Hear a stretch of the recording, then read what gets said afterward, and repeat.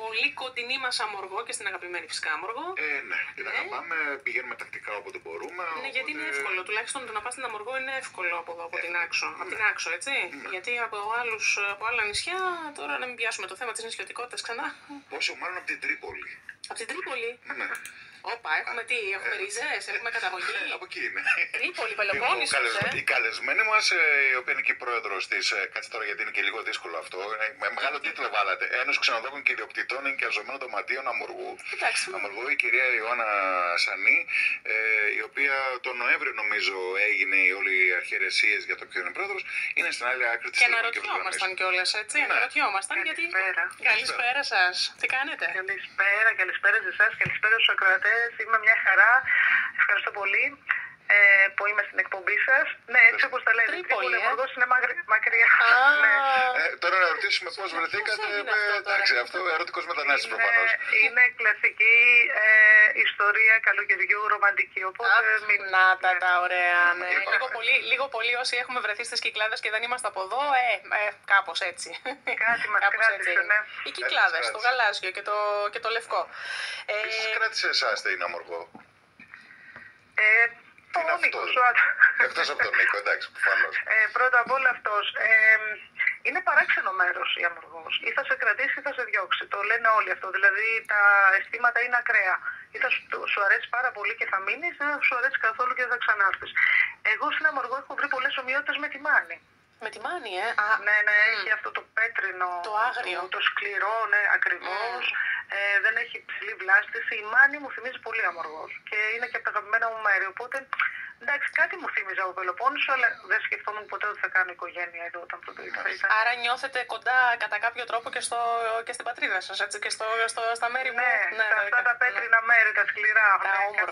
Τα όμορφα. Τι να λέμε τώρα για την Πελοπόννησο και για την Πελοπόννησο, μάλλον γιατί η Ελλάδα είναι πανέμορφη παντού. Σε κάθε γωνιά της. Δεν μπορείς να ξεχωρίσεις. Έτσι, μπράβο, έτσι. Επειδή μας αρέσει και λίγο η ιστορία, πώς προέκυψε η ανάγκη να δημιουργηθεί η Ένωση Ξενοδόχων και Ιδιοκτητών Ενοικιαζομένων Δωματίων? Ναι, υπήρχε ένας σύλλογος πολλά χρόνια πριν που έχει σταματήσει να ισχύει, ο οποίος αφορούσε όλους τους επαγγελματίες του νησιού. Είτε ήταν της εστίασης, είτε ήταν του ξενοδοχείου και ήταν όλα μαζί μέσα τα επαγγέλματα. Για μένα έπρεπε να γίνει διαχωρισμός. Οι ξενοδόχοι και εγώ στο κατάλημα έχω και εστίαση σαν άλλη απασχόληση, απλά όμως δεν θα υπήρξε ροή, δεν θα υπήρξαν τα θέματα, θα ήταν πολλά.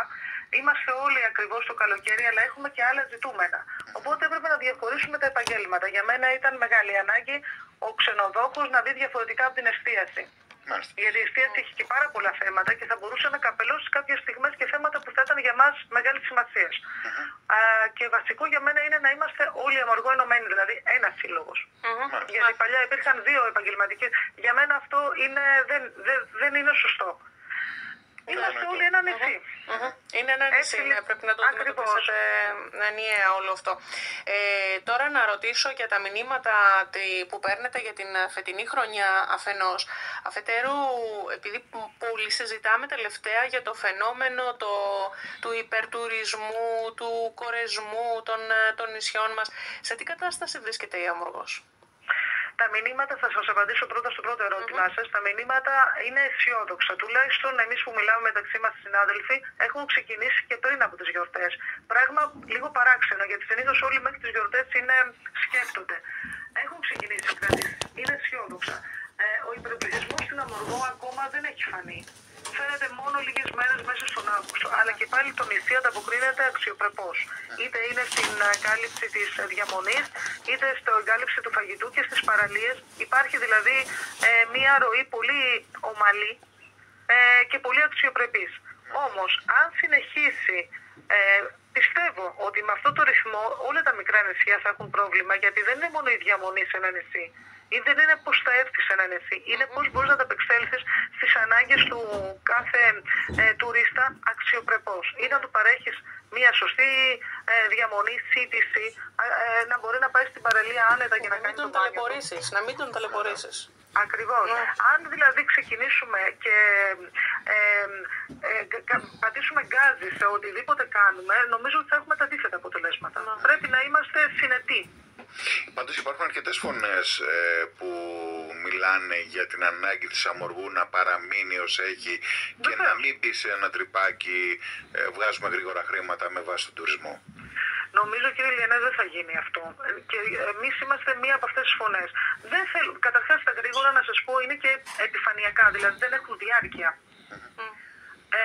Κάθε ένα που κάνεις δεν θα σου δώσει αξία η διάρκεια που θα έχεις στη χρονική.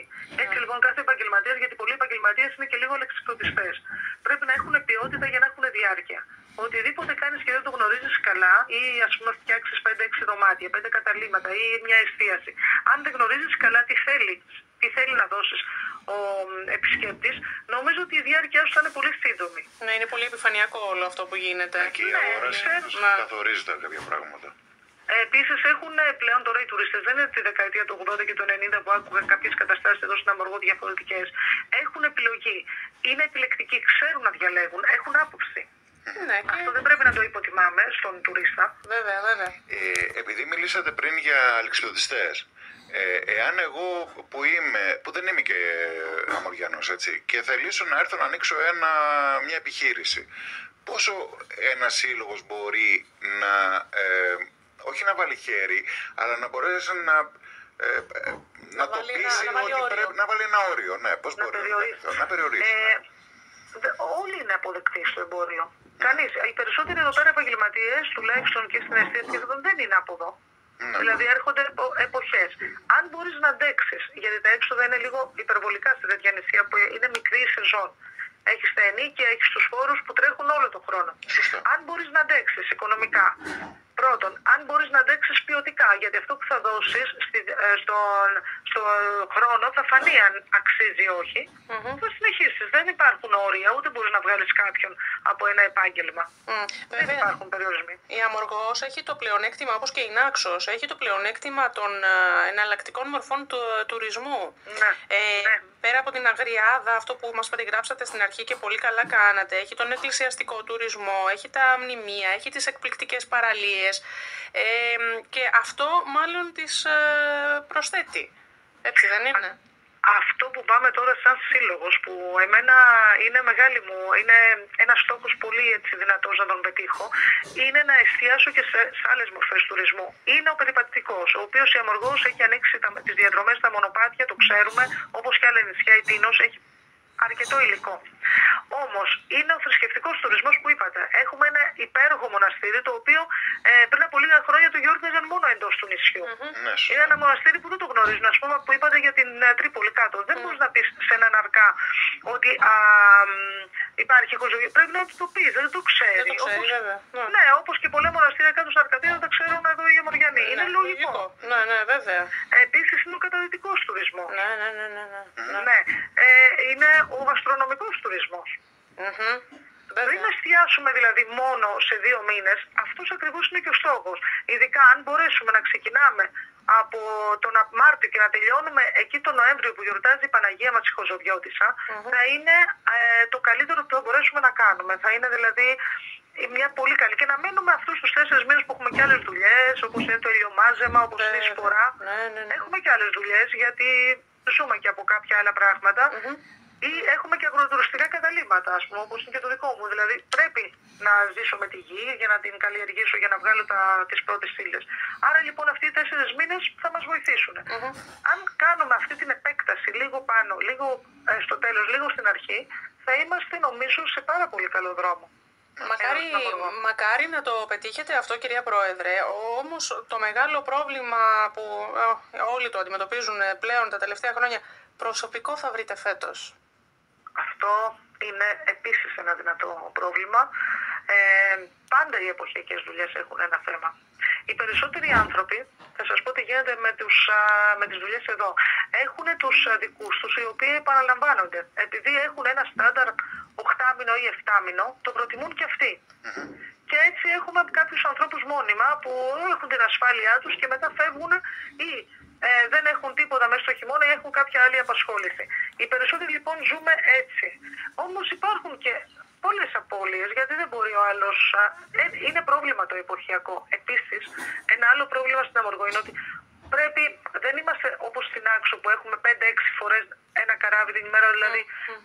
Η εναλλαγή επόμενο ερώτημα ήταν αυτό. Ναι, επόμενο ερώτημα, το ακτοπλοϊκό, ναι, ένα θέμα. Ναι, η εναλλαγή λοιπόν αυτών των ανθρώπων έχει μια διάρκεια μιας εβδομάδας. Μέχρι να τον δεις, να τον ζήσεις, να τον αλλάξεις, έχεις φάει μια εβδομάδα. Οπότε καταλαβαίνετε ότι αυτά δεν γίνονται σε πολύ γρήγορους ρυθμούς. Ναι. Μάλιστα, με το ακτοπλοϊκό υπάρχει μια κίνηση, θέλετε κάτι περισσότερο, μπορείτε να διεκδικήσετε κάτι περισσότερο? Με το ακτοπλοϊκό έχουμε μια καλή επαφή το χειμώνα, που είναι καθημερινή, ωραία, είμαστε καλά για τους μόνιμους. Επίσης από το Μάιο, γύρω στις 15 Μαΐου, αν δεν κάνω λάθος, ξεκινάνε τα πιο γρήγορα, τα high speed, τα CJet κτλ. Εμείς σαν σύλλογος, μαζί με τη βοήθεια του Δήμου, γιατί το έχουμε κάνει και θέμα στο Δήμο, αρχίζουμε και κάνουμε λοιπόν, ανοιγόμαστε πάλι προς την Κρήτη. Η επαφή μας με την Κρήτη, πριν από χρόνια που υπήρχε, ήταν πάρα πολύ καλή. Είναι μια αγορά πάρα πολύ δυνατή. Θα θέλαμε την επικοινωνία να την έχουμε 2 φορές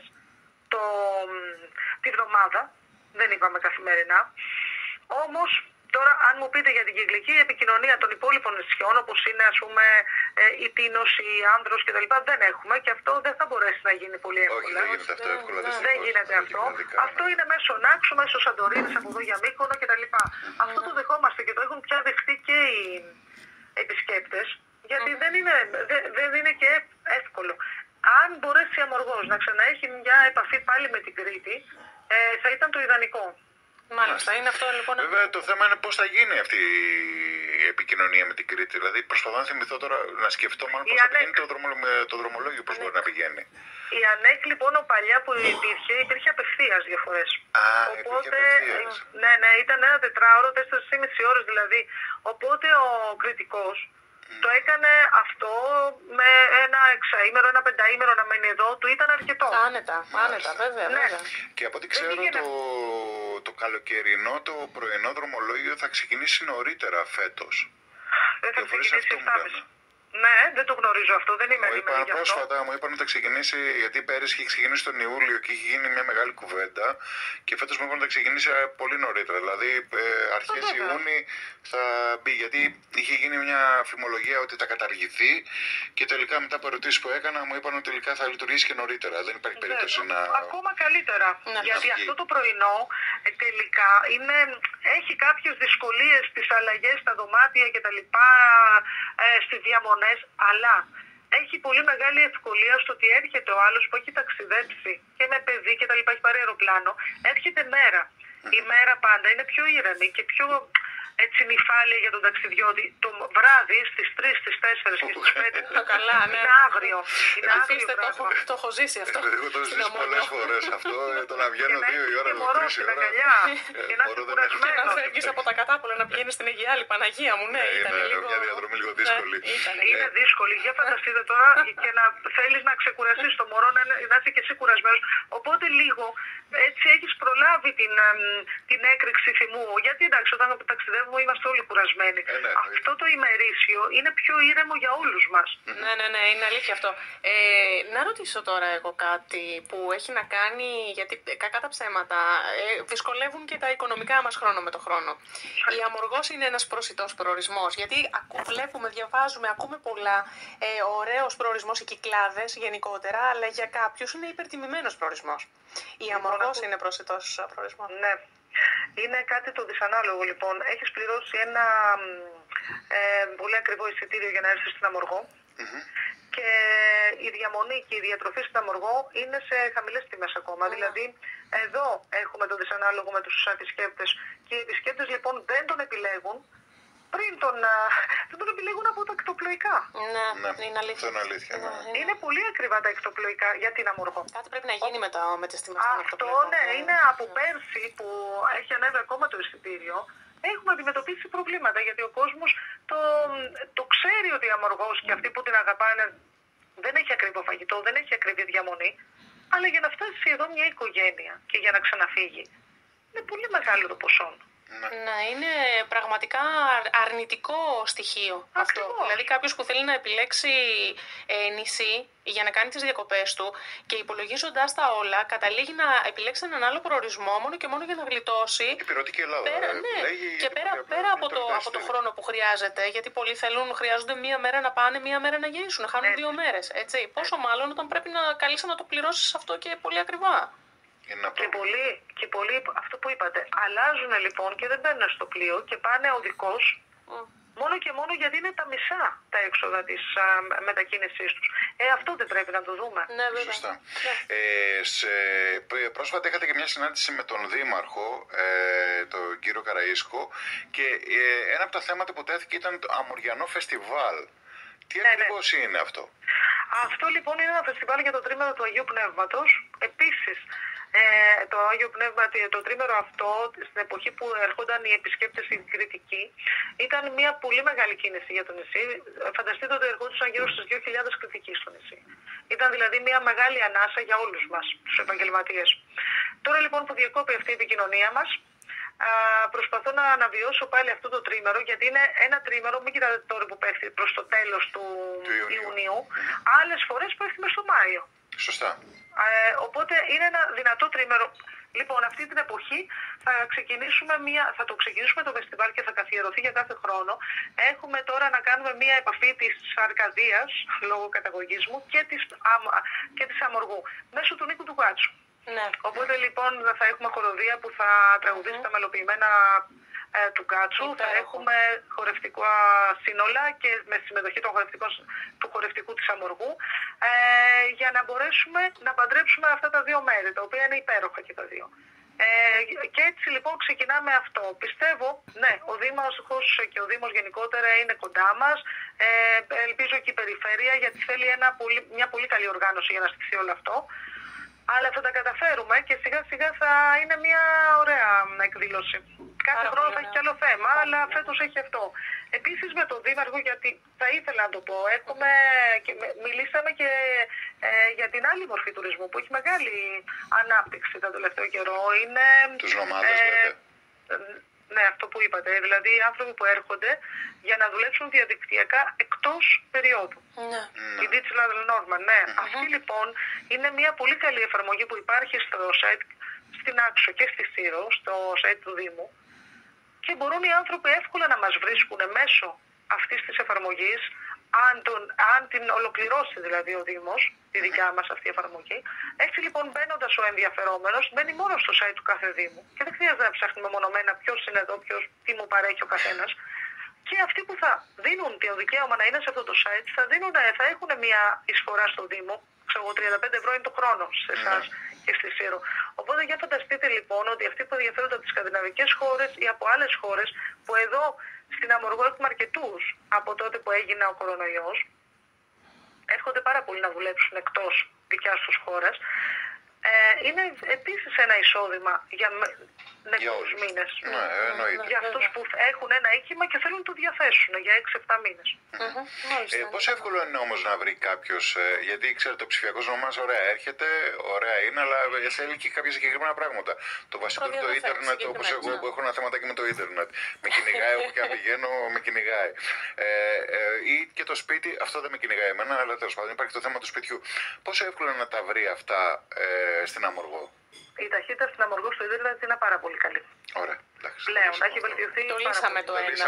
Πάμε στο σπίτι. Αυτά τα σπίτια που θα διατίθονται δεν είναι όλα για το. Δηλαδή, όλοι δεν έχουν όλα τη θέρμανση που είναι βασικό εδώ στην Αμοργό. Και τη μόνωση, γιατί ο αέρας και τα λοιπά τα ξέρετε από τα νησιά είναι. Είναι βασικό αυτό. Αλλά είναι πολλά τέτοια σπίτια που μπορεί να είναι 10, μπορεί να είναι 15 σε κάθε περιοχή. Και φανταστείτε ότι η Αμοργός έχει και ένα μεγάλο μήκος, δεν είναι. Έχουμε μια απόσταση από το βορρά μέχρι τον νότο. Την έχουμε την απόσταση. Αλλά υπάρχουν τέτοιες κατοικίες. Ωραία, εντάξει. Και για το θέμα της υγείας, που επίσης είναι ένα ζητηματάκι, έχετε στο μυαλό σας κάτι ώστε να βοηθήσετε από τη δική στην πλευρά να λυθεί κάπως το θέμα, ή τουλάχιστον να υπάρξει κάποια εξέλιξη? Υπήρχε μια κινητοποίηση λίγο πριν από τις γιορτές. γιατί όντως θέλαμε κάποιους γιατρούς κτλ. Πιστεύω ότι αυτή τη στιγμή έχει καλυφθεί, όπως έχουμε μιλήσει και με την πρόεδρο του Κέντρου Υγείας, έχει καλυφθεί το θέμα και από τους γιατρούς, αλλά δεν είναι, να μην είναι προσωρινό. Γιατί έχουν βγει επικουρικές θέσεις, απλά δεν έχουν καλυφθεί, δεν τις αναζητούν. Δίνουν όμως, δίνουν προνόμια σε αυτούς που θα έρθουν. Δίνουν οικονομικά προνόμια, δηλαδή είτε τους καλύπτουν το ενοίκιο του σπιτιού, είτε τους δίνουν παραπάνω μπόνους στο μισθό. Δίνουν. Δεν ξέρω γιατί δεν επιλέγουν οι γιατροί. Είναι ένα θέμα όμως αυτό, από κάπου προκύπτει. Δηλαδή πρέπει αυτό να διερευνηθεί. Για ποιο λόγο? Ξέρετε, νομίζω ότι είναι η απόσταση μεγαλύτερη. Αν τη στιγμή αυτός βρίσκει κάποια άλλα προνόμια, ίσως σε μια άλλη περιοχή που είναι προσβάσιμη με το αυτοκίνητο ή που είναι πιο κοντά ή έχει δημιουργήσει και κάποιες υποχρεώσεις στη ζωή του, ας πούμε, κάποιες σχέσεις κτλ., επιλέγει να μπορέσει να φεύγει πιο συχνά. Ή αμοργός, όπως το είπατε και στην αρχή, ειδικά και το χειμώνα, προχθές ήμασταν 5 μέρες χωρίς πλοίο. Είναι ένα θέμα η απόσταση. Ναι, σωστά. Δεν είναι σαν την άλλη που έχει και ένα αεροπλάνο. Αντικίνητρο, δυστυχώς. Ναι, γιατί οικονομικά κίνητρα έχουν δοθεί. Δεν είναι ότι δεν έχουν δοθεί. Μάλιστα. Ωραία. Λοιπόν, να σας ευχαριστήσουμε, να σας πούμε ότι είμαστε εδώ για οτιδήποτε θέλετε να επικοινωνήσετε γενικότερα. Και έχετε και, επειδή το είδα προχθές που στείλατε ένα μήνυμα, 24 του μήνα υπάρχει μια διαδικτυακή ημερίδα. Τι ακριβώς είναι αυτή? Η μερίδα είναι το θέμα. Είναι ένα πάρα πολύ. Αυτή η ημερίδα έχει μεγάλη ανταπόκριση. Είναι για τα νησιά του Αιγαίου, για το καλοκαίρι και τα θέματα που αντιμετωπίζουμε. Θα μιλήσουν εκπρόσωποι της γαστρονομίας, του τουρισμού, του θρησκευτικού τουρισμού που είπαμε πριν, του ιστορικού τουρισμού. Ήδη πριν από λίγο μιλούσα με όλους τους συλλόγους από το βόρειο στο νότιο Αιγαίο, από τη Ρόδο μέχρι την Ισχύο και τη Λέσβο επάνω. Θα συμμετέχουν οι περισσότεροι από αυτούς και πιστεύω ότι θα δώσουμε. Ο καθένας θα έχει τη γνώμη του, αλλά μπορεί να δώσουμε και λύσεις σε προβλήματα. Το θέμα είναι η νησιωτικότητα, δηλαδή γενικότερα τα προβλήματα που δημιουργεί η νησιωτικότητα. Ακριβώς. Μάλιστα. Ωραία. Λοιπόν, σας ευχαριστούμε θερμά. Και εγώ σας ευχαριστώ που είστε πάντα κοντά μας και ακούγεται η φωνή μας. Είναι πολύ σημαντικό. Σας ευχαριστώ πολύ. Σας εύχομαι καλό μεσημέρι και στους ακροατές. Να είστε καλά, σας ευχαριστούμε. Γεια σας.